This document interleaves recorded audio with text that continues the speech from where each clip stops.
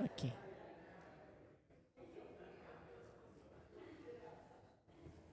All right. Good evening, everyone. It's good to see you. We had a little bit of weather there. I know we've got some downed trees in the neighborhood and some power outage, but it's good to be together, isn't it, friends? And we are here to share in the gift of storytelling, to set the stage and get us in the mood. Before we introduce our speaker tonight, our organist here at the church, Brody Bett, is going to play something for us. I have no idea what it is. He said I'd be pleasantly surprised. Take it away, Brody. Good evening, everyone. Pastor Scott asked me to do something fun and entertaining for this evening, and some of you that know me well know that my favorite band and the greatest band of all time, in my opinion, is the Beatles, and I love doing impersonations. So I thought you might get a kick out of this short bit that I came up with for you. And now, we are going to hear a behind-the-scenes conversation at a Beatles rehearsal. Hey, Jude, don't make it bad. Hey, Paul. What? I was thinking maybe we should name the song Hey, Dude. Why would we do that? Well, Yoko thought it was a good idea. Isn't that right, dear? She likes it. Can you please get Yoko off my amp? Let's just move on to something else. Okay, let's do something. Okay, what do you want to do? Something. What do you mean something? Something. What are you talking about? Let's do something. Remember, Paul, George wrote a song called Something. Oh, that's right. Why didn't you say that in the first place? Something in the way she moves attracts me like no other lover.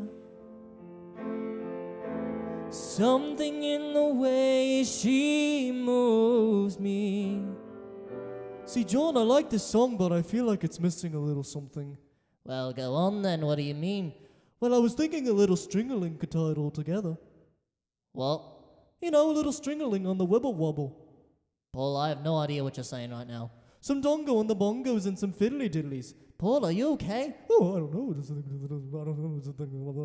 I think Paul's having a stroke. You know what? I have an idea. I like it when you do your rendition of Great Balls of Fire. Okay, let's do that then. You shake my nerves and you rattle my brain. Too much love drives a man insane. You broke my will, what a thrill, goodness gracious, Great Balls of Fire! No. No one does it like Jerry Lee Lewis. Can I say something real fast to our audience? Sure. What we want you to do is clap your hands, stamp your feet, and have a good time. 1, 2, 3. You shake my nerves and you rattle my brain. Too much love drives a man insane. You broke my will. Oh, what a thrill, goodness gracious, Great Balls of Fire. I left in love cause I thought it was funny. You came along and you moved me, honey. I changed my mind, this love is fine. Goodness gracious, Great Balls of Fire. Kiss me, baby. Woo! Feels good. Hold me, baby. Well, I want to love you like a lover should. You're fine, so kind, to tell this world that you're mine. I chew my nails, then I twiddle my thumbs. I'm real nervous, but it sure is fun. Come on, baby, you drive me crazy. Goodness gracious, Great Balls of Fire.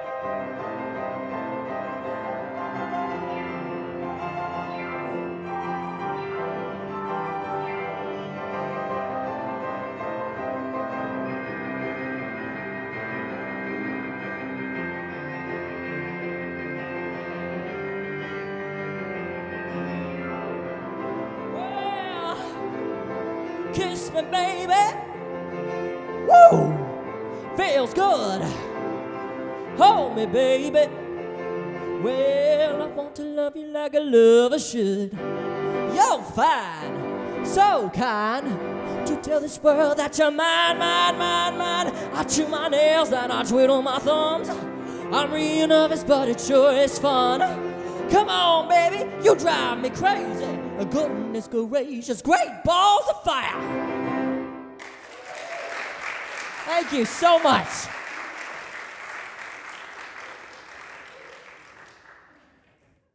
Thank you, Brody. If you'll all stand for the reading of the gospel lesson.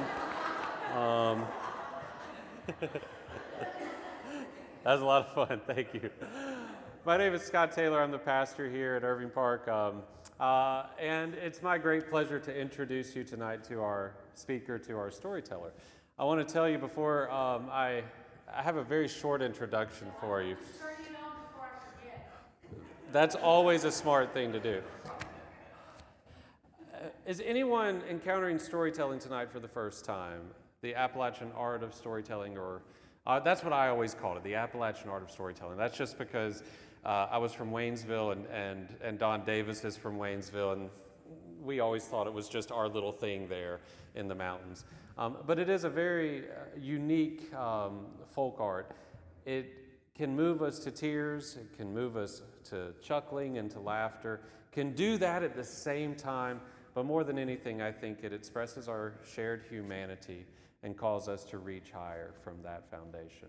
So would you join me in welcoming our storyteller for tonight, Carol Cain, as she said, from a small town but with a large family, and that gives her a whole lot to talk about.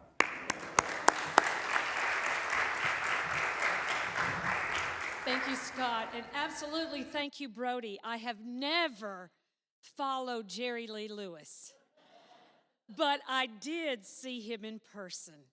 And may I tell you, he played the piano with every part of his body.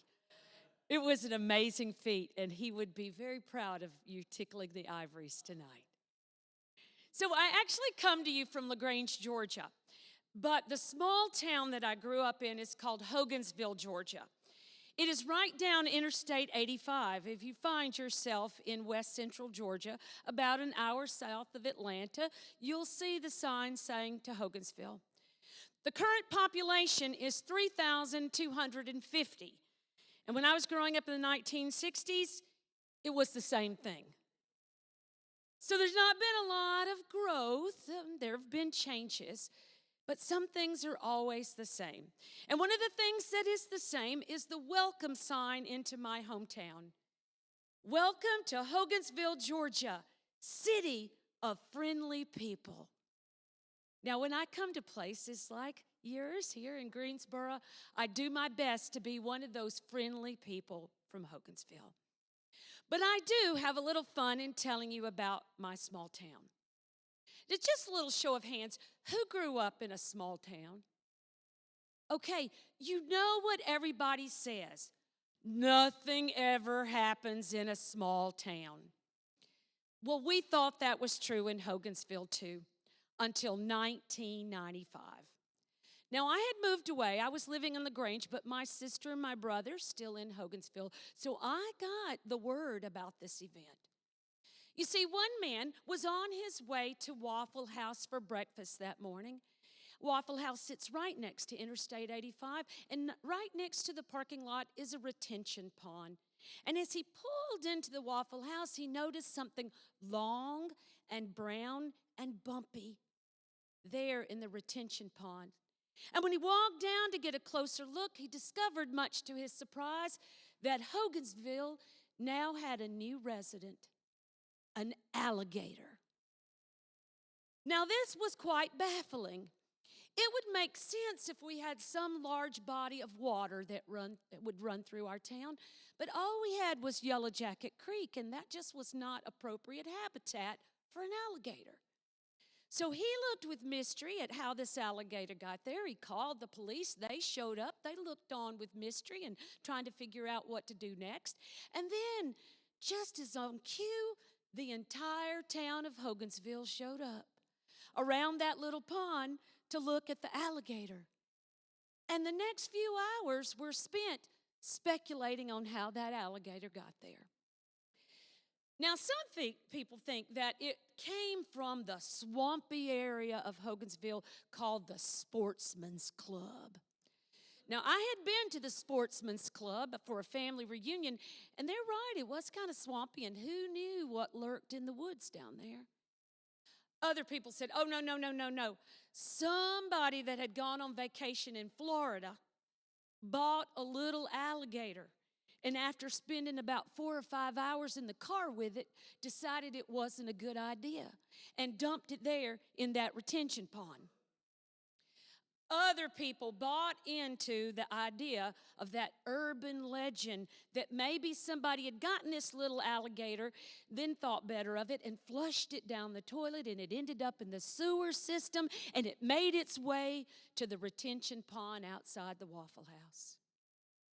Now, I had my own personal theory about it, and that's that he was hungry and he was on his way for the All-Star Special at Waffle House. That's what I thought.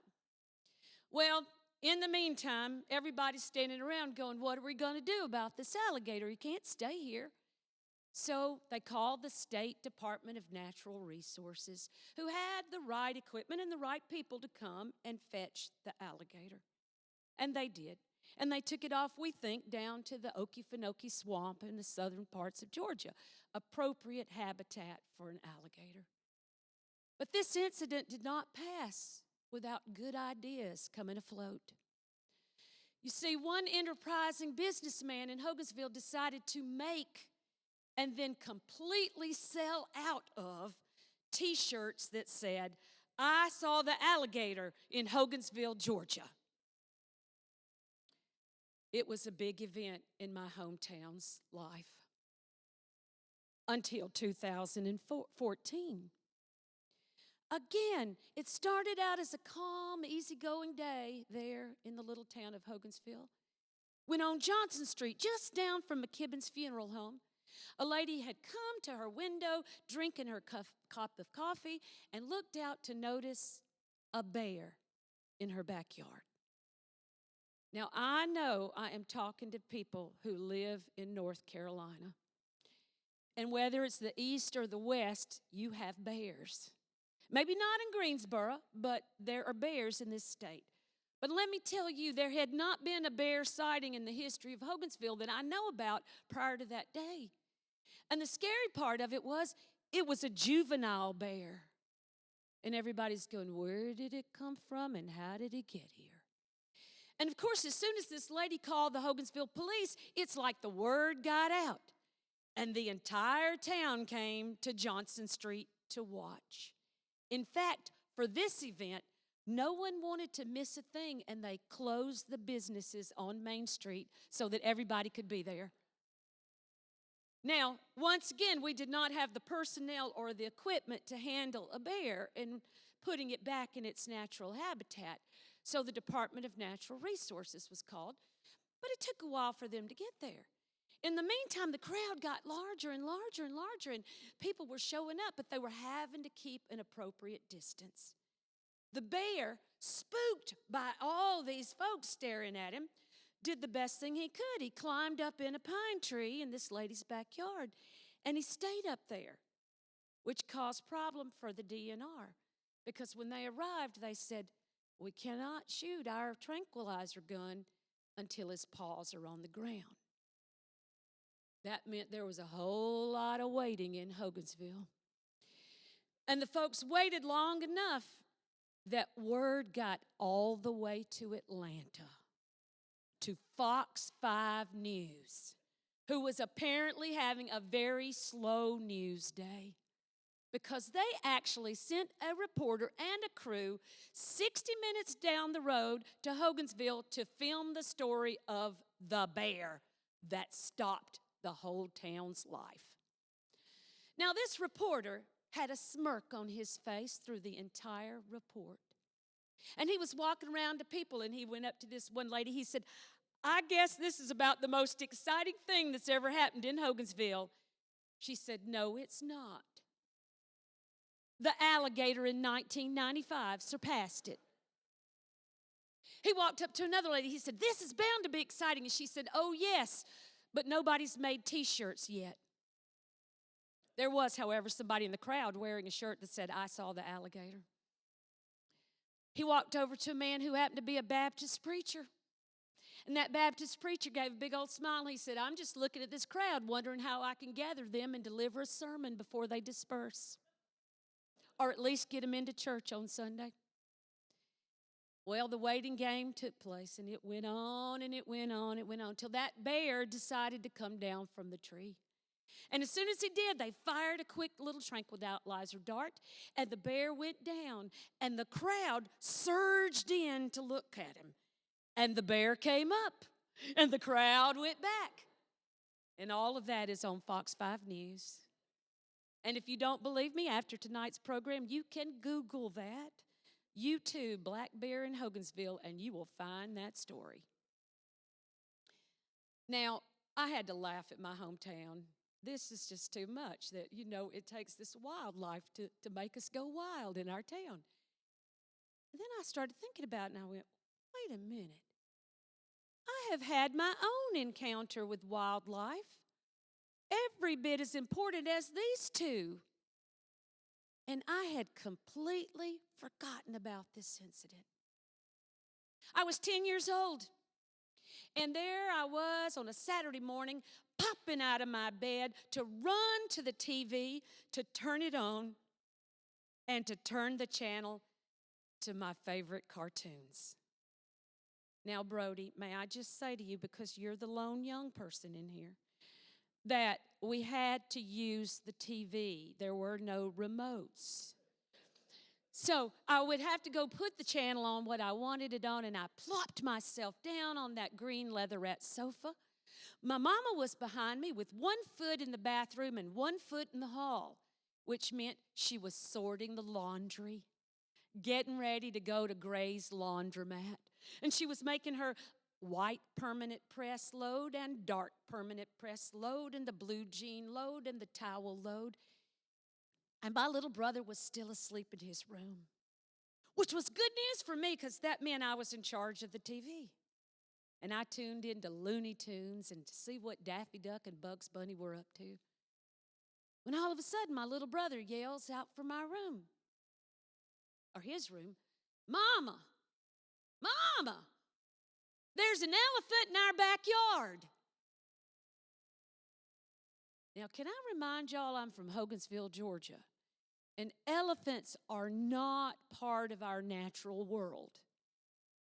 So Mama looked at me, I looked at her, and we just laughed. We thought, he's having some kind of crazy dream. We ignored him.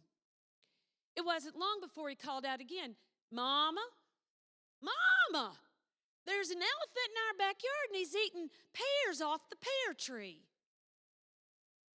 Now, wait a minute, that part sounded kind of real because there was a pear tree just outside my brother's window. My mother was still too busy. She said, Carol, go on in there and check on him. He's probably having a dream. Just wake him up gently if he is. Well, I don't know how many of you have brothers, but I knew what it meant.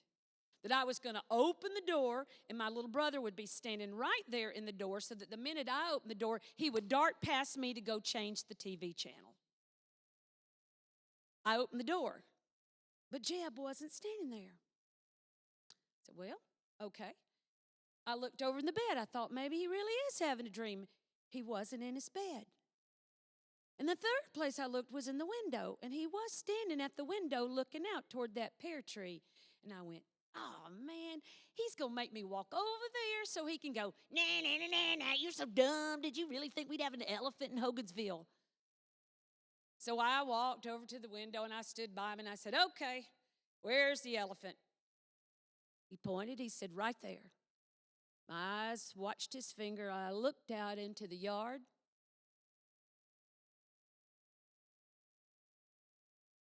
Mama, I called out, there really is an elephant in our backyard eating pears off the pear tree. And when I said it, my mother came flying in there to look.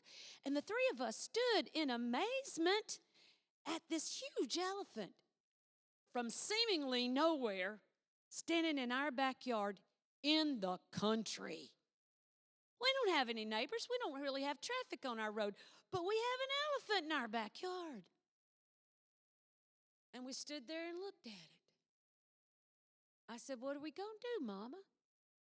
Now, young people will say to me, Y'all should call 911. It had not been invented yet. So I asked the next best question. I said, Mama, are you going to call the police? She said, I can't do that. They already think I'm crazy because I have 6 children. I said, well, what are we going to do? She said, well, I guess we're going to go out and look at it. Now, I am a mother and a grandmother now, and let me tell you that I have started thinking about my mother's decision on taking us out to look at an elephant. But I'm kind of glad that she did. So we went out the back door and came around from the back side of the elephant and stayed an appropriate distance just to watch. At the same time, coming down the road from about 1.5 miles away were some of our nearest neighbors, Mrs. Ayers and her little boy, Ricky. Ricky would come to play with my brother Jeb all the time, and he'd been out there and hung out with the cows and the horses and the chickens and the dogs and the cats and everything else we had. And they're going down the road, and Miss Ayers got her eye on the road just like she's supposed to, and Ricky says, Mama, look what the Howingtons have now. They've got an elephant. Mrs. Ayers looked up. She saw that elephant. She squeaked that car to a stop, pulled it off the road, and they got out of the car, and they're coming up this way. We're standing over here, and that's when we noticed one man coming across our yard from this other direction. He evidently had a good relationship with that elephant, because he walked right over to her. He grabbed her trunk. He said, come on, Mary. We got to go back, girl. And he turned and he started walking this elephant who was still crunching on a pear, started walking her right out of our yard. And he thought he was going to leave without saying a word. But I am 10 years old, and I peppered him with questions. Sir, is that your pet? Where'd you get it? What do you feed it? How do you take care of it? Where do you have a pen for it? What do you do with this elephant? And I'm just throwing out questions like crazy, and he stopped and he turned around and he laughed and he said, well, I guess it is kind of strange to wake up and find an elephant in your backyard. You think? He said, we're part of the circus, and we're cutting this back road over here to head to Noonan for a circus tonight when we got a flat tire on the back end of the circus truck holding Mary the elephant.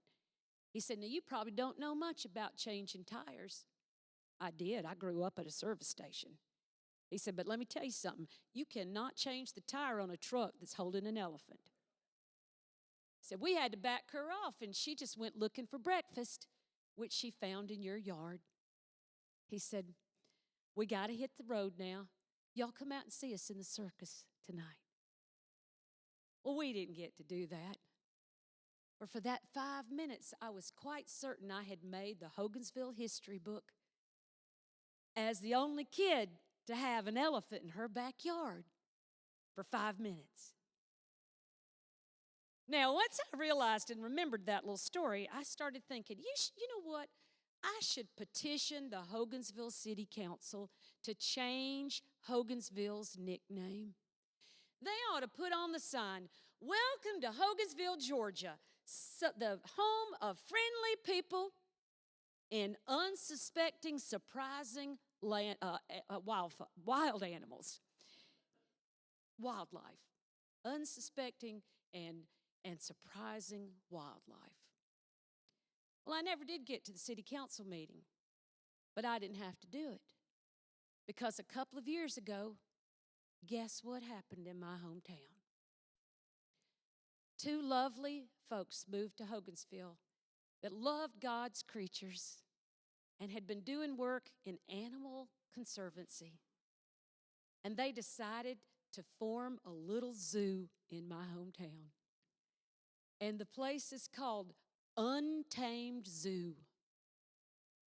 And they have cougars and lemurs, and they have monkeys, they have birds of all kinds, they have sloths, they have camels. And that's when it hit me. These animals have a lovely home. And maybe that elephant and that bear and that alligator knew something we didn't long before we finally figured it out. Hogansville, the city of friendly people and surprising wild animals. Thank you. Thank you so much. I hope my story, and this is the purpose of story, is to make you think of something that happened to you. Now, I would be very surprised if anybody out there had an elephant in their backyard, but all of you probably had a pet of some type at some point. And maybe tonight on your way home, or if you're having to sit around in the dark and there's no power, you could share stories with each other about those animals. And that would mean that I did my job today to stir up stories from you.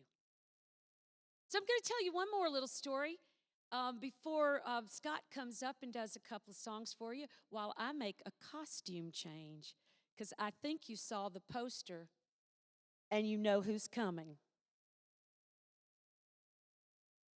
In 2000, I had the pleasure and the responsibility of taking 40-something squirmy 8th graders to Washington, D.C.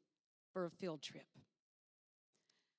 Now, when we gathered at Atlanta's Hartsfield International Airport, I pulled those 40-something kids over to the corner. I said, you will behave on that airplane. You will respect the other people on this airplane. You will remember we're not the only ones on this plane, and don't you dare disappoint me. Yes, Miss Cain. Yes, Miss Cain. But I could see other passengers going past us, casting a weary look in our direction, going, oh no, this is going to be a long hour and 45 minutes. But you know what? We got on the plane, and I had my seat towards the front so I could see, and I was on the aisle so I could turn around and give them the look. And I was also right next to a little gal who had never flown, so I could hold her hand and comfort her. And we took off into the friendly skies, headed to Washington. When the plane landed, I motioned for my group, stay seated, let everybody else get off first. And folks were coming by us and coming by us and coming by. And finally, this one lady stopped right by my seat, and she said, are these your students? Yes, I answered. May I tell you how well behaved they were? And what a wonderful group. She said, I was so worried about sitting with all these kids, but they were just terrific. Phew. Thank you. I said, thank you. And that set the bar high. And from then on, I said to the kids, wherever we go, you will behave like that again. And they were respectful when we went to the monuments and to the museums and to the mall. But the biggest test of all was the day we went to Arlington National Cemetery.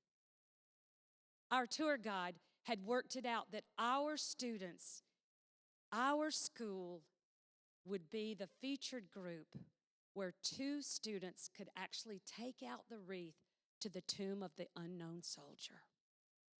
It was a big deal. And we'd done our best to get the students ready, and they dressed nice for the day. And we divided them into 8 or 10 students per group so that each of us teachers could handle a small group. And I lovingly dubbed mine the Cain Gang. And the Cain Gang knew that because they were in my group, every single moment of that day would be a learning opportunity, because that's who I am. So our first stop with my little group was at the Eternal Flame, where in 2000 we stood in respect and silence. The 2 words that were on signs all the way around Arlington, silence and respect. We stood there in that silence at the graves of John F. Kennedy and Robert Kennedy. And the kids had started out on the right foot. But when we turned to go into Arlington, there were rows after rows after row after row of small white tombstones. 400,000 plus now. Servicemen and their families, servicewomen and their families buried there. I worried that my students would get desensitized to all of the tombs and not pay attention to the fact that these were people, fathers of brothers, sons, husbands, daughters, wives, mothers, who were buried in that cemetery. And so I did my best to try to make an impact with him and point things out. And as we went around the pass, I stopped. I said, "That's Joe Louis. That was the world's most famous heavyweight boxer. And he's from Chambers County, Alabama, not far from us. That's the tomb of Audie Murphy, one of the most decorated soldiers of all time. That's where Glenn Miller's buried. Do you know about Glenn Miller? He was a famous band leader and musician in the 30s and 40s. That's the grave of Thurgood Marshall, Supreme Court Justice, who fought, who is the one who was there for Brown versus Board of Education. And I was pointing out these landmarks to personalize this trip for my students. And as we round up the hill on our way to visit the house at the top of the hill, the home of Robert E. Lee and the place where he signed his letter of resignation from the Union Army. As we came around that hill, I saw something and I stopped my students. I threw up my teacher hands and I said, "Wait, shh, don't talk, just look." And there at the foot of the hill, family and friends had gathered around a flag-covered coffin. There was a caisson, a horse-drawn caisson to the side. And our eyes caught something over here to the far side. One lone bugler who on cue began those haunting notes of taps. My students got real close to my ear. She said, "Miss Cain, what's happening?" I said, "This is a funeral for a veteran. Let's stay here for a minute. Let's just watch and be respectful." And those 13 and 14-year-olds stood there quietly beside me, and we watched. As the funeral broke up, we headed up the hill to go into the house. And when we came out on the front steps of Arlington and looking down the hill at the view of Washington in the distance, we noticed there's this huge contingency of soldiers gathered there. One of the kids came quick to my ear and said, "What's this all about?" I said, I don't know, but there are American soldiers and French soldiers." "How do you know?" I said, "I could tell by the French hats." I said, "I don't know what they're doing, but let's watch. Unless they tell us to move, we're going to stay right here and watch." And we watched as one lone French officer walked out and placed a rose on this beautiful and elegant tomb that overlooked that cliff. I was so engaged in that, I had not noticed that standing right next to me was an American officer. But because we were shoulder to shoulder, I didn't see the front of his jacket. I didn't see his name tag. I didn't see how much brass he was wearing. I just realized he was an officer. And he leaned down to me and he asked that question, "Are these your students?" "Yes," I answered. He said, "I thought so. Are you on a field trip?" I said, "Yeah, all the way from LaGrange, Georgia. These are my 8th graders." "Oh, where's LaGrange?" And he started asking me questions and we started chit-chatting and it was such a friendly conversation. And he said, "Now, you need to know, I came on a field trip. I grew up in Hawaii and I got to come when I was an 11th grader to Washington and I've never forgotten that trip." I said, "Oh, that's wonderful. I'm so glad you're sharing that with me." And he said, "I bet you're wondering what's going on out there." And I said, "Absolutely." He said, "Well, that's the highest ranking French officer in the French army.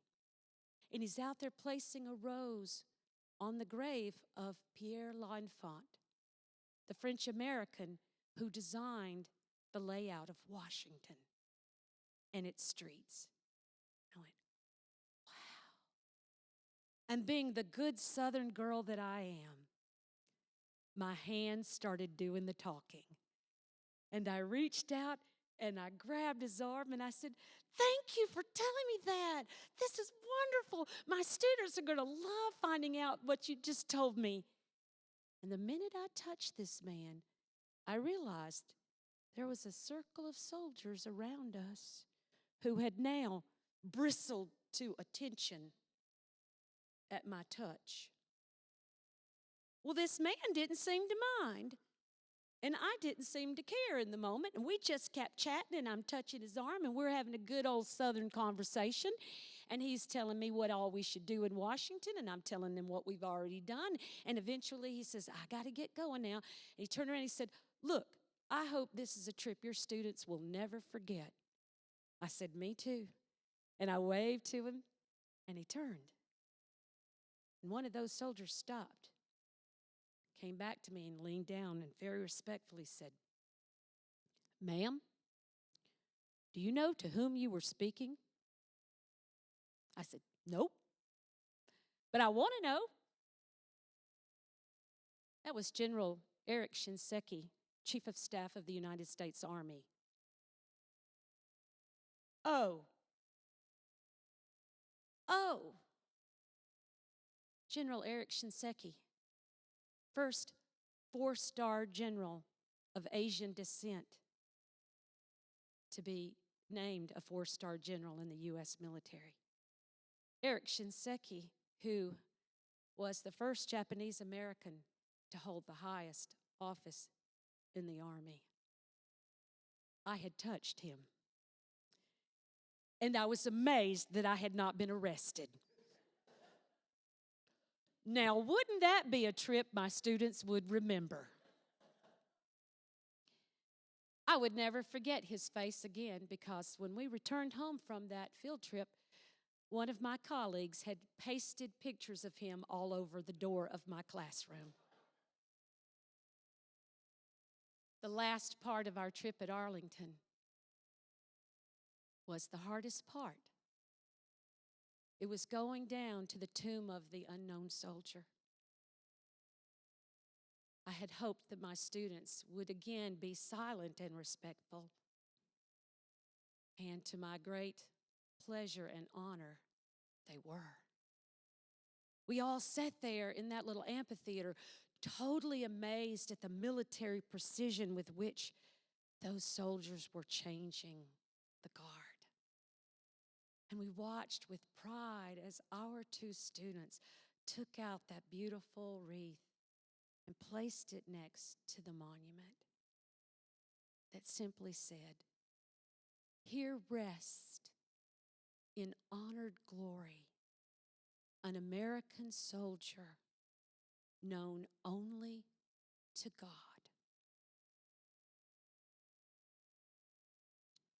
In the stillness and silence of that moment, I knew the teacher was on a field trip she would never forget. Thank you.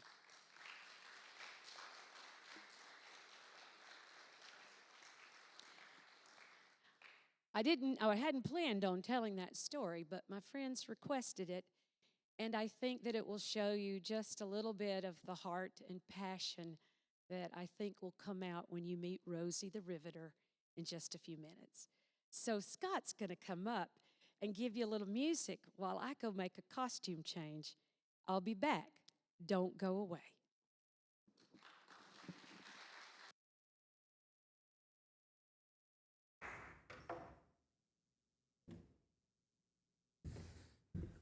There's a magic to storytelling, isn't there? We've been at it for about 30 minutes, and I feel like not only do I know Carol, but somehow, and I haven't said a word, I feel like she knows me. It really is a magical thing. I'm going to sing a couple songs to you that have a story to tell. In fact, this first one has 4 stories to tell, and they build, and they get kind of fun. We'll just see how we handle it tonight. How's that? This is called Dear Abby. Y'all remember Dear Abby? This is about some fellas who needed some help from Abby. Dear Abby, my feet are too long. My hair's falling out and my rights are all wrong. My friends, they all tell me I've no friends it all? Won't you write me a letter? Won't you give me a call? Signed, Bewildered. Bewildered, bewildered, you have no complaint. You are what you are, and you ain't what you ain't. So listen up, Buster, and listen up good. Stop wishing for bad luck and knocking on wood.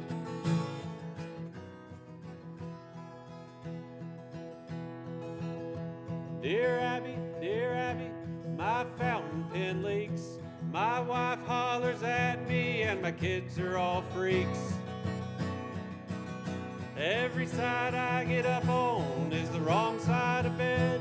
If it weren't so expensive, I'd wish I were dead. Signed, unhappy.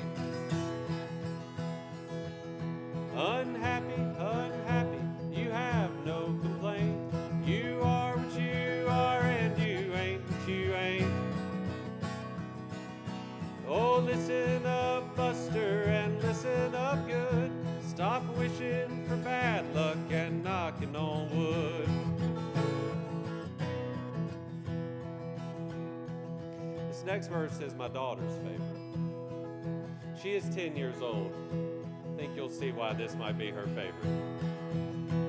Dear Abby, you won't believe this, but my stomach makes noises whenever I kiss. My girlfriend, she tells me that it's all in my head, but my stomach tells me to write you instead. Signed, Noisemaker. Noisemaker, noisemaker, you have no complaint. You are what you are, and you ain't what you ain't. So listen up, Buster, and listen up good. Stop wishing for bad luck and knocking on wood.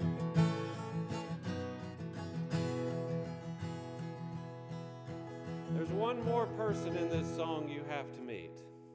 And I want to go ahead and tell you, it's okay that his story is told here tonight too. I'm a pastor, and I said it's okay to tell this story, but I will also say I did this song at Lake Junaluska a few years ago for a room of all retired ministers. And when I got to this verse, the room was sharply divided between those who were laughing and those who were not. The pastors were all laughing. The spouses were not. So I don't know where that leaves us.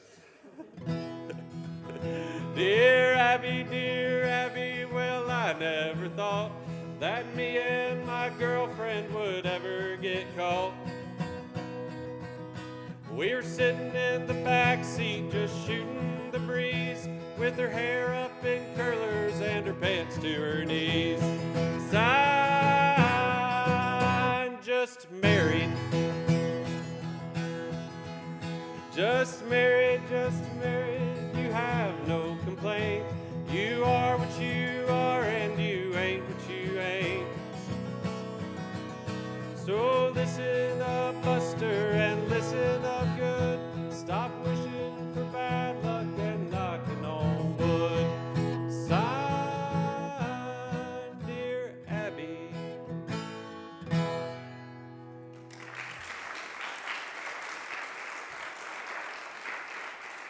I invite you to send any complaints to the pastor about that song if you need to.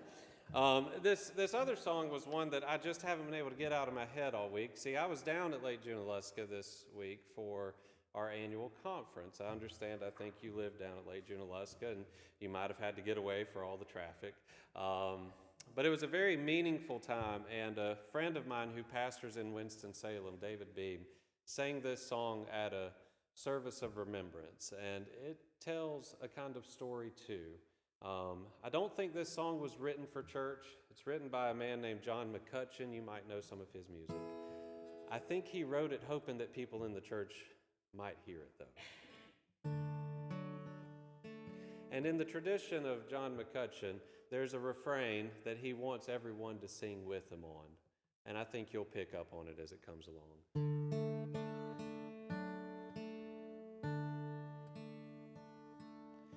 thunder and the lightning gave voice to the night. The little small child cried aloud in her fright. Hush, little baby, story I will tell of a love that has vanquished the powers of hell. Hallelujah, the great storm is over. Lift up your wings and fly. Hallelujah, the great storm is over. Lift up your wings and fly. Sweetness in the air and justice on the wind. Laughter in the house where the mourners have been. The deaf shall have music and the blind will have new eyes. The standards of death taken down by surprise. Hallelujah, the great storm is over. Lift up your wings and fly. Hallelujah, the great storm is over. Lift up your wings and fly. Release for the captives and an end to war. Streams in the desert, new hope for the poor. The little small children shall dance as they sing and play with the bears and the lions in spring. Hallelujah, the great storm is over. Lift up your wings and fly. Hallelujah, the great storm is over. Lift up your wings and fly. Hush, little baby, let go of your fears. The Lord loves his own, and your mother is near. The babe fell asleep as the lantern did burn, and the mother sang on till the bridegroom's return. Hallelujah, the great storm is over. Lift up your wings and fly. Hallelujah, the great storm is over. Lift up your wings and fly.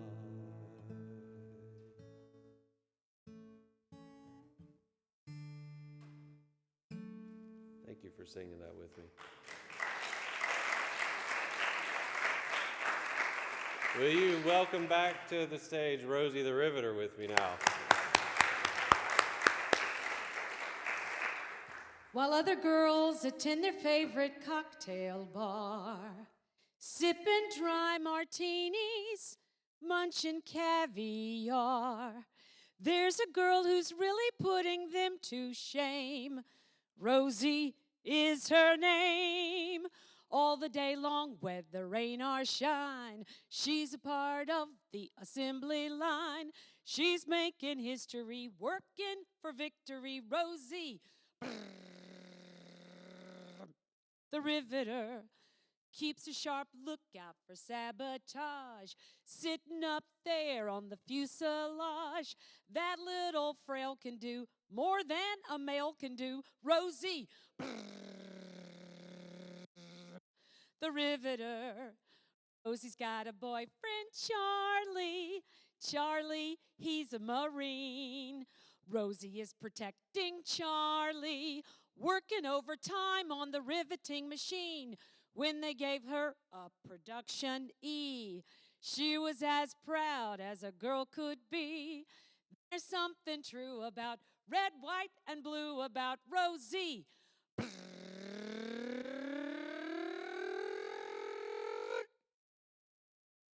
The Riveter.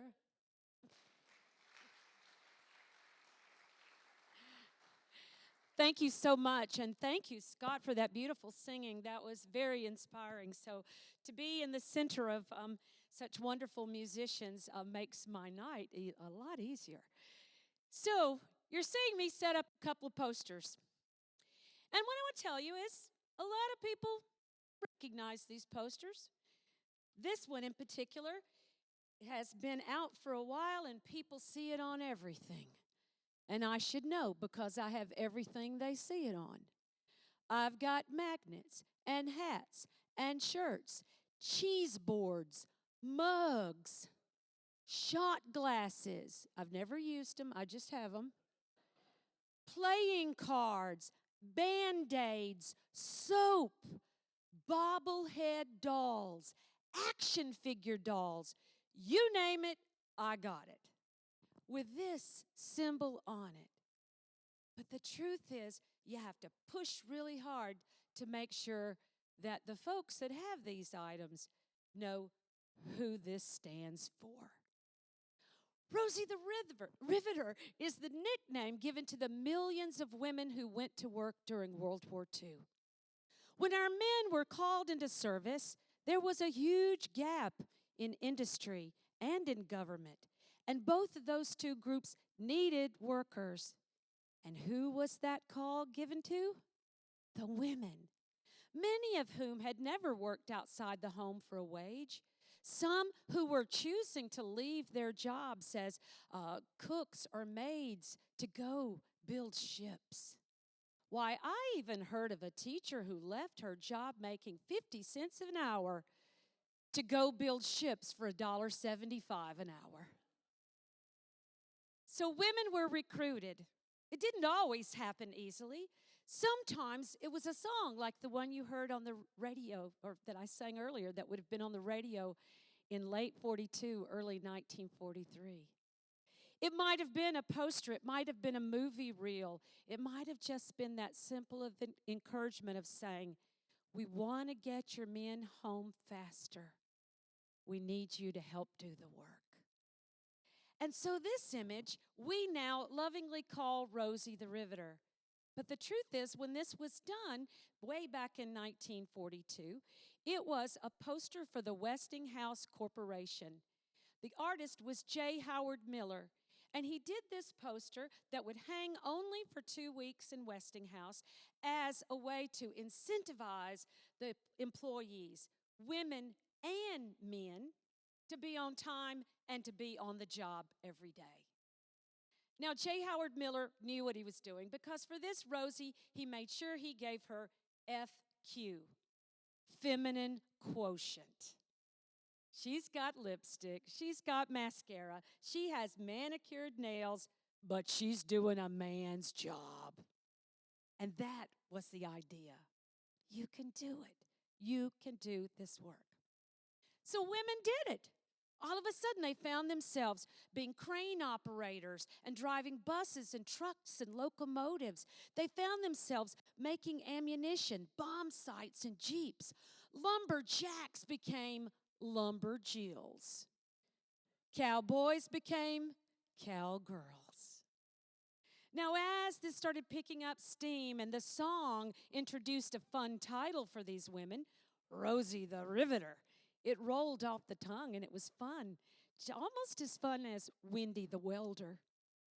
But this song helped push women a little closer and a little further into that workforce. And a few months after the song, Norman Rockwell joined in on the fight.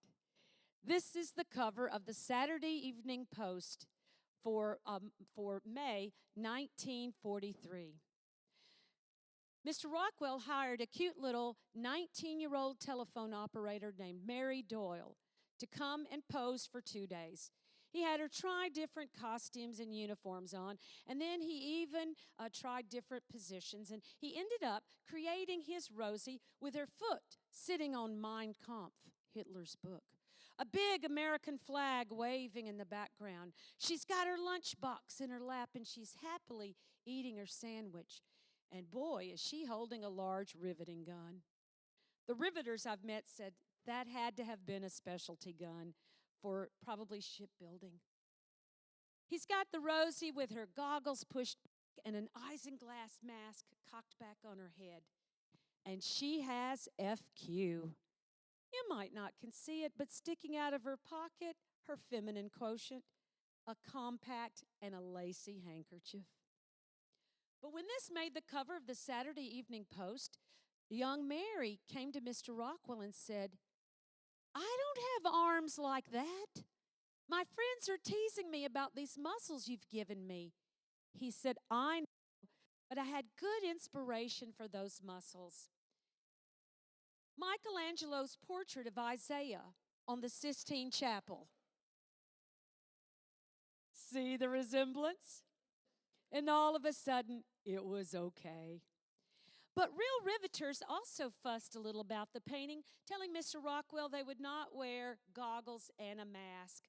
He said, "Girls, I know that too. But with your mask pushed back like that, it creates a nice halo effect. And you girls are angels in the war effort." So these two are the famous images of Rosie the Riveter, but they're only images. Yes, there were real women who posed for them, but there's not one Rosie the Riveter. There's millions of women. And that title doesn't have to be those who just riveted. The title is actually a little nickname, but it meant any woman who worked on the war effort and did her part, be it for government or industry or even for volunteer work. So, Rosie the Riveter. For 40 years, that poster was basically hidden, resurfacing in the 1980s for women's liberation.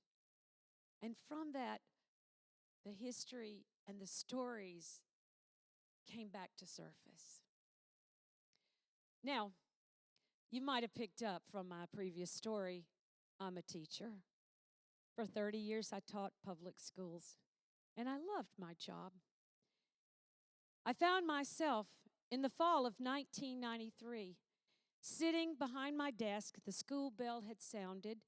I was exhausted. I was staring at a stack of papers that I did not want to grade, and I knew I should, when the door of my classroom popped open. And there stood Clark Johnson, my friend from the history department. Clark stuck his arm in the door, and he pointed at me just like Uncle Sam, and he said, "We need you." I thought it was for a faculty committee. So I said, "Who needs me and for what?" And then he surprised me. He said, "Carol, you know I work down at the Troup County Museum." And I said, "Yep." He said, I'm lucky enough to get to write some Troup County history and be a part of some big projects." I said, "Yep, I know that." He said, "Well, you might not know about this project."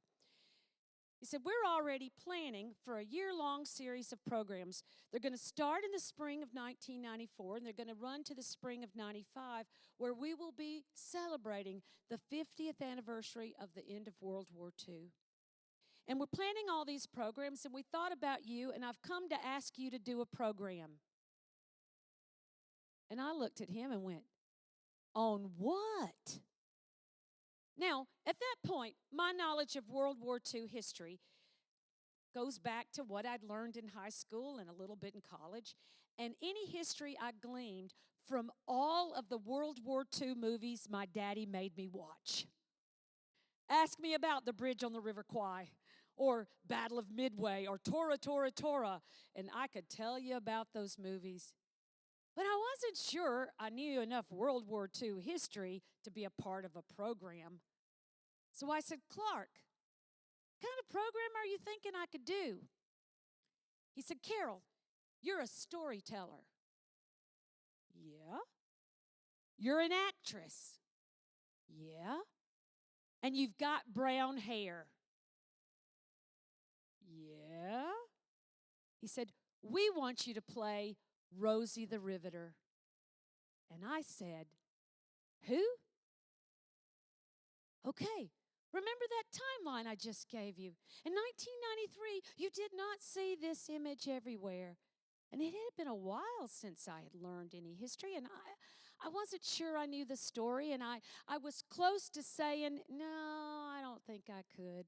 He said, Carol, let me bring you some books and do a little reading, and I think you'll find this story intriguing. I said, all right.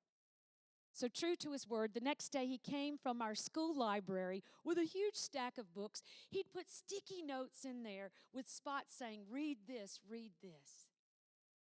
And when school ended, I opened the first book and I began to read. And the stories poured out. And they were fascinating. And I went, if I don't know these stories, and I'm plenty old enough to know them, there are other people that don't know these stories too and should hear them. And in the way that we were going to celebrate our veterans, I knew we need to celebrate these ladies too. So I marched down to Clark's room. This time I stuck my arm in his door and I went, I can do it. He said, good. You got 5 months to prepare. Your program is in March of 1994. Do what you want to do. You're going to be on a double bill with Dr. Ingram. I knew Dr. Ingram. He was very knowledgeable and very learned. And he was going to be talking on FDR's wartime policies. Yikes.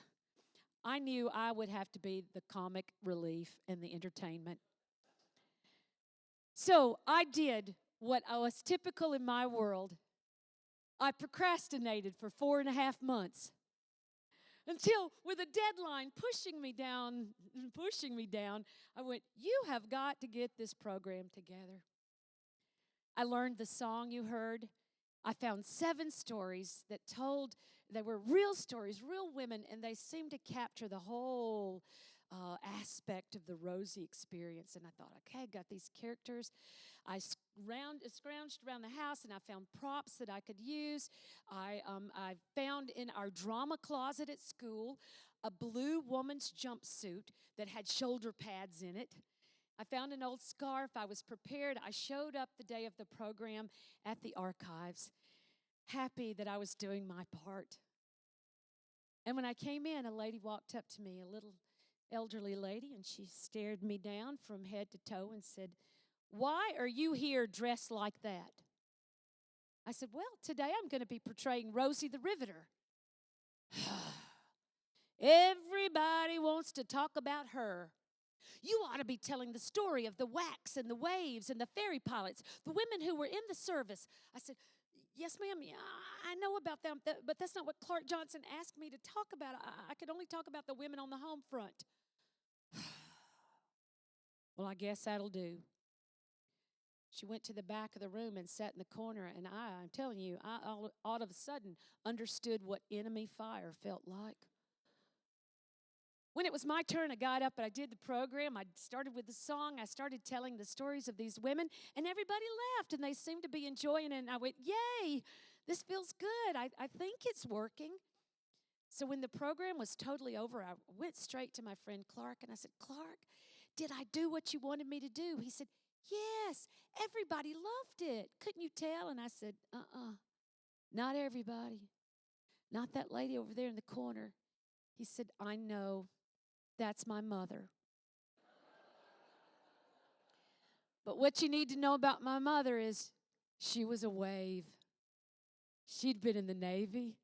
And that was the story she wanted told. And it did get told, just not that day. When I finished, I felt good that I had done my part to celebrate the veterans in the community and to open the door to telling stories about Rosie the Riveter. And I, honest to goodness, thought it was a one-time thing. I took the coveralls back to school. I gave my daughter her little doll bag that I had borrowed, and I put all the papers in a folder, and I went, well, that was that. But when you live in a town the size of LaGrange and you do something moderately interesting, your picture makes the front page of the daily news. And there I was as Rosie. And that led to a phone call from Mary Thrash, an interpretive ranger at the Little White House in Warm Springs, Georgia. Do you know about the Little White House? It's where FDR would go to bathe in the warm waters for his polio. It's actually where he was when he died. It's a lovely little historic spot. And Mary called to invite me to come over and tell the story of Rosie the Riveter. And I said, okay, I put all this work in it, why not? For 3 straight hours, anybody that came through that museum got an earful about Rosie the Riveter. The next year, they invited a real riveter to join me. And I'd been telling this story for a year, but I'd never met any woman who confessed to having done war work. This little lady was as short as I was. She was tiny all over. Her job was to climb into the nose of damaged aircraft and make repairs. She made $1,100 a year. She fell in love with her boss, who was making $2,200. So she quit her job and married him. The next year, they put a notice out in Southern papers saying, we're having this event. If you were Rosie the Riveter, a woman who did volunteer work or government or industry work during World War II, please join us. And women came from all over the Southeast, including a lady named Dr. Fran Carter. That day, she arrived with her husband, Joe Carter. They're both professors at the time at Samford University. They came, they listened to my program, and she said, Carol, we love that you're telling our story, but we need to be telling it. I went, yes, ma'am, I agree. So she spent the next year or so coming up with a plan, and then invited me on December 7th, 1998, to the inaugural meeting of the American Rosie the Riveter Association, an organization that day that had 5 members, that now is a national organization with a newsletter and chapters across the United States, honoring these women who are now at least in their late 90s, some 100, and many gone on. They set up the membership in a way that if you were a woman who had done that work, you could join as a Rosie the Riveter. If you were a descendant, a female descendant of one of those women, you could join and be a rosebud. And you fellas would be rivets. Well, I thought my work in portraying Rosie would be enough. But Dr. Carter was quick to say to me, no, you need to talk to your relatives. What did your mother do during the war? I said, well, I know my mother's story. She was too young. She might have picked up, cans or something, but mother was too young to work. She said, well, you need to talk to your grandmother. You need to join as a legitimate rosebud. So I found myself going to my grandmother's house after now about 4 or 5 years of playing Rosie. Went over and I had a mission. I said, Ma, what'd you do during the war years? Well, I wasn't a riveter, if that's what you're asking me. But your grandfather was. What? I'd never heard that story. I knew my grandfather had been an air raid warden in his little community of Atlanta called Inman Park, but I had no idea that as a 37-year-old man, he had gone with his oldest son-in-law. Believe it or not, 37, he has a son-in-law. He'd gone to apply for the Navy, and they said, you're at the cutoff age. Go home and go to work in a defense plant. And my grandfather, along with other neighbors, would drive to then what was a little farm community called Marietta, Georgia, which is quite large now, and the home of Lockheed, but it started out as Bell Aircraft. I said, Ma, that's fascinating. She said, well, that stool you've been sitting on in my kitchen all your life was made with scrap metal from Bell Bomber. I said, I've never been told that. She said, you never asked. I said, well, Ma, that's wonderful that Dad was a riveter, but I can't join the American Rosie the Riveter Association because he's a man. It's got to be a woman. Well, I don't know if it counts or not, but every Wednesday, the women of my Methodist church came together and rolled bandages for the Red Cross. It counted. And on that day, I signed my grandmother up to be a Rosie the Riveter. My mother, my daughter, and I all joined as Rosebuds. That organization has grown. Every year they try to get me to be an officer, but I am content to be their grant chairperson, reading student projects. I think a lot about how easy it would have been to say no to that first offer that Clark gave me. And I think, how would my life have been different? Because I don't know if you've done the math, but for 32 years, I've been lifting my fist and telling this story. I have been at the little White House for 31 of those 32 years, only missing because of COVID. And now I've had this pleasure of traveling to 9 different states as Rosie. And every time I go, someone comes to me and says, "Can I tell you about my mother? Can I tell you about my grandmother?" So while I might start off as the storyteller, what I get to do now is be a vessel to hold those stories and share those stories. And even on my uniform, I proudly wear a name tag, a production E pin, a Bell Bomber pin, and a Bell aircraft patch given to me by a family who said, "This can sit in a drawer, or you can talk about our Aunt Nell." So when I'm asked, "How long will you be Rosie the Riveter?" I just say, "As long as I can lift my fist." To close our program, I want to show you a little bit of that original program. I want you to meet these women and hear their stories in their own words.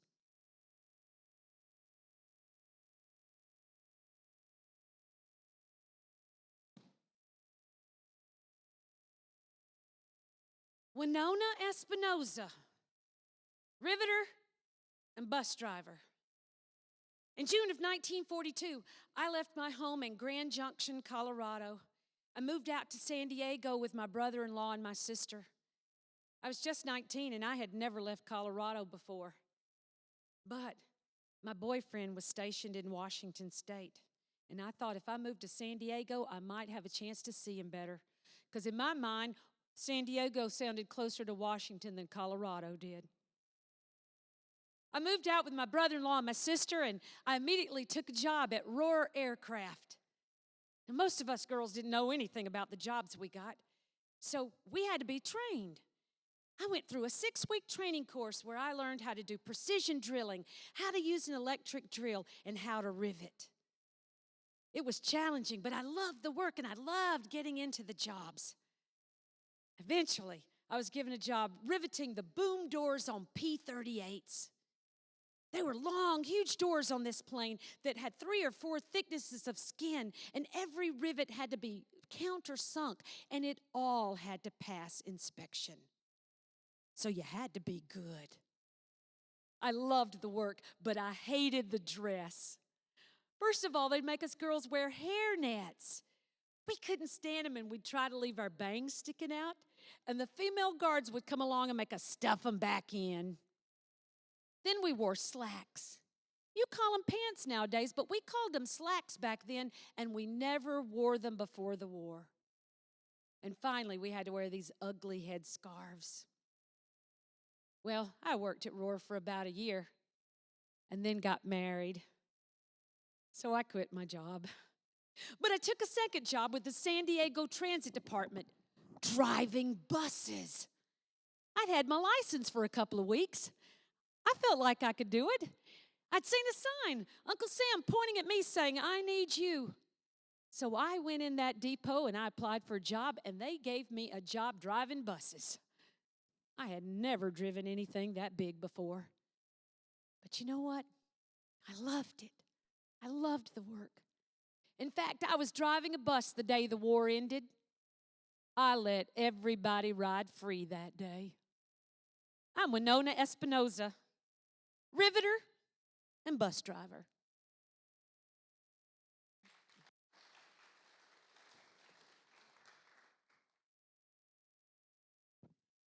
Deli Han, worker. Don't call me a riveter because I did everything but rivet. I just couldn't see myself standing there 8-10 hours a day adjusting bolts. I took jobs that I knew I would have never had a chance at. I worked in as driving a taxi for a while. I worked in a dry cleaning shop. I was a waitress for a while.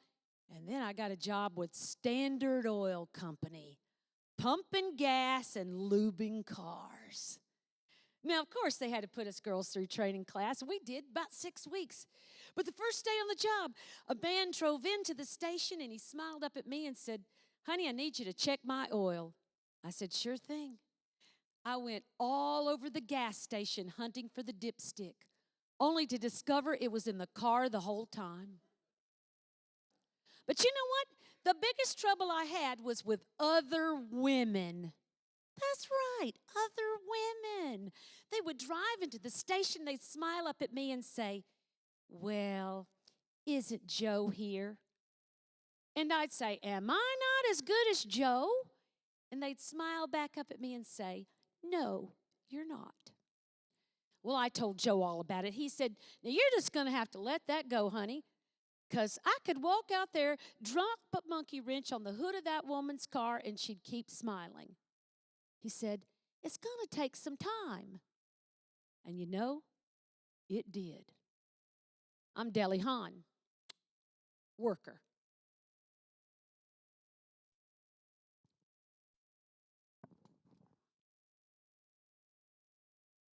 Barbara Denike, filer. When the war broke out, my sister and I decided to move in together because our husbands had joined the Army. We got a small house together and we had 3 children under the age of 3. We were going stir crazy. Well, we were living in Fayetteville, New York, and there in our community was a company called Precision Die Casting Corporation. And they were making munitions for the war. So we thought, wonder if they'll let us share a job. One of us could go to work while the other babysits. The next day, we can trade places, and the other one can get out of the house. We thought it was a wonderful plan. So we went down to Precision Die Casting Corporation and talked to the personnel lady. We asked her, "Will you let us share a job?" She said, "Sure. What could both of you do?" We said, "Well, we can type, we can answer the phone, we can do filing and that sort of thing." She said, "You're hired. We have a job in filing right now." Only it turns out that at Precision Die Casting Corporation, filing means picking up a huge aluminum casting, taking a large metal file, and knocking the burrs off all day long. It was exhausting work. We would come home at night with our hands covered in blisters and our shoulders aching. And we tried to do it well. We did. But one day, an efficiency expert came in and watched a job my sister was working on. He watched as she took that aluminum casting, ran it across sandpaper, dropped it in a drawer, and she was doing it over and over to impress him. He watched for 1 minute and then multiplied it out as the hourly rate for the job. It was an impossible rate. No one could have kept it up. My sister came home that night. She said, "Well, I have quit our job. You can go back if you want to, but I can't stand it." And that was the end of our defense work. I'm Barbara Denike, filer, sort of.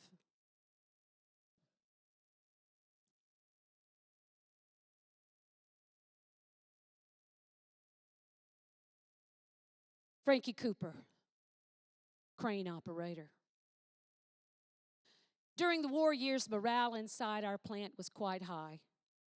Not just myself, but everyone wanted to do everything we could for the war effort. Nowadays, people don't sit around and socialize and talk about patriotism. But back then, we did. We were all in it together for one great war effort. I was very rarely absent from my job, and I wasn't unique in that. All of us figured out how to get to work. When I'd have a headache and I'd wake up at night and think, oh, I don't want to go to work, I could make myself go. All I had to do was think about those boys. I didn't know their names. I didn't know their faces, but I knew they were out there somewhere overseas. Maybe they had to get up at 5 o'clock. Maybe they were trying to stay awake on watch. Maybe they'd gotten no sleep for days. How can I be here saying, I got a headache? Thinking about those boys would get me up and out to my job every day. I'm Frankie Cooper, a proud crane operator.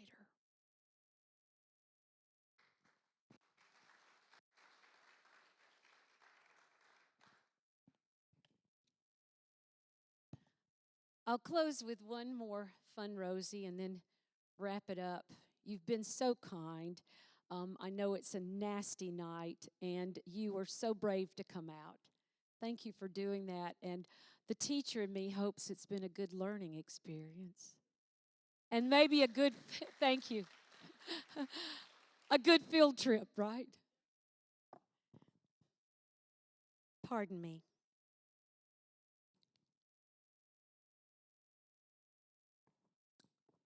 Adele Ehrenberg.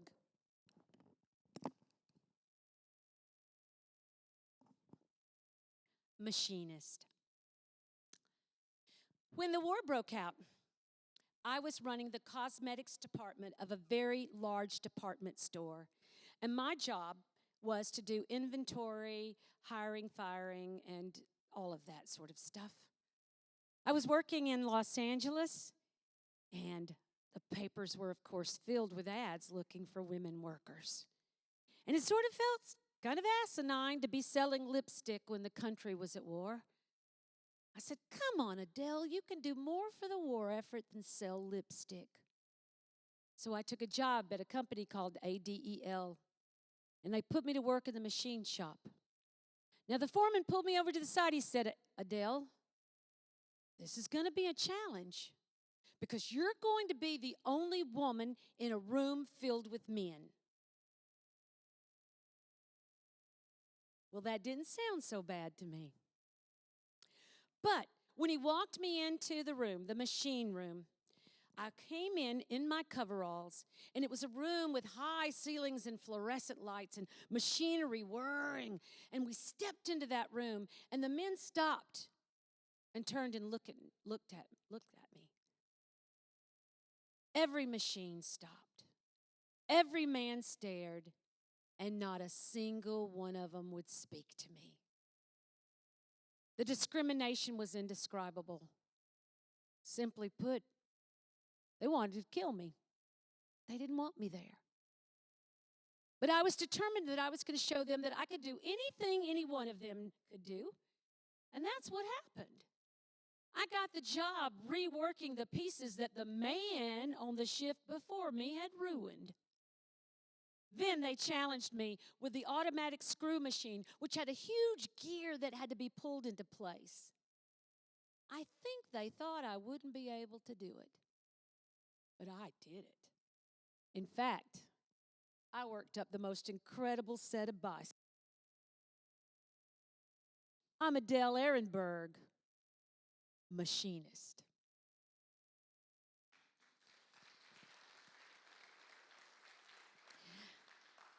Thank you. These are just 4 or 5, 6, I don't know how many I gave you, of the stories of those millions of women. And as you can tell, they were generally underpaid. One of my ladies tells that she was making 85 cents an hour, where a man doing the same job was making $1.15, $1.50 an hour. Newspaper columnists worried that the war was creating a new Amazon. Women who would outsmoke, outswagger, and outswear the men. One Labor Department survey late in the war found that 80% of the women interviewed would have continued in that job if given the opportunity. But as you know, when the men started coming home and the war had ended, these women were given pink slips and told, go back home. And they did. But didn't they open a big door for me and my generation, your generation, and my granddaughter who can lift her fist and go and knows the Rosie logo when she sees it? It's an honor to tell this story. It's an honor to share it with you, and I am quite certain that somebody out there has a Rosie connection. I hope it's a story that you will share with your family, and if you feel so entitled, look it up and join the American Rosie the Riveter Association. They've now written 7 books of their stories, and it's incredible. Thank you for letting me share this history. I leave you in the way that I started this part. When they gave her a production E, she was as proud as a girl could be. There's something true about red, white, and blue about Rosie. Everybody sing with me. Ready? Come.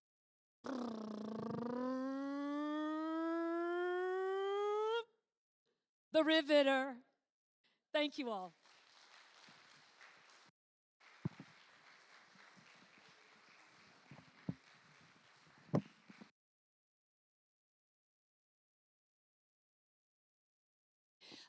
Retirement Center for sponsoring tonight. Did you already talk about the donations? Okay, well, now's the time.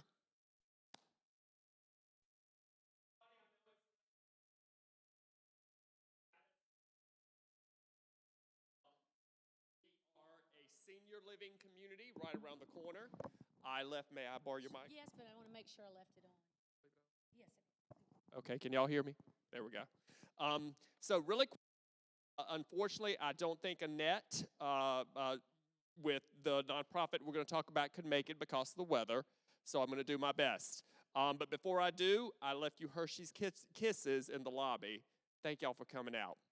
A room at the inn. I'm going to encourage everyone to think about looking a room at the inn up. It's a program for mothers who or soon to be mothers who are at risk, and they save lives. And so I encourage y'all to look up a room at the inn. If you feel so moved to donate tonight, I'd be happy to take some donations on their behalf and forward those to them. Again, unwed mothers, mothers who are at risk, some who are just incarcerated, but they want to either keep their child or they want to put the child up for adoption. And I think that's a huge and nice thing to do. So I hope I did that justice. Y'all are a tough audience. Listen, thank you. And come out and have dinner with me at Abbotswood. Thank you. And everybody, please, one more time.